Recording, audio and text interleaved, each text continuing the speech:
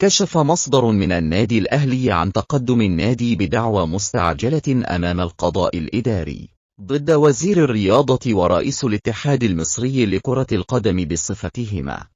قال المصدر في تصريحاته: قدمنا دعوى مستعجلة أمام القضاء الإداري بسبب عدم قانونية تعيين اتحاد الكرة للجنة الانضباط الحالية.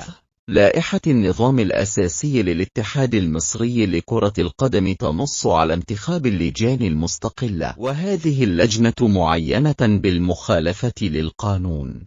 هذه الدعوى تطعن على قانونية وشرعية تعيين لجنة الانضباط، وبالتالي كل ما صدر عنها من قرار، لأنها عينت بالمخالفة للائحة النظام الأساسي. في وقت سابق تقدم الزمالك بشكوى ضد كهربا بسبب احتفاله مع جمهور الأهلي بعد هدفه في شباك الأبيض خلال مباراة الفريقين في الدوري شهر يناير الماضي، والتي انتهت بفوز الأحمر بثلاثية دون رد.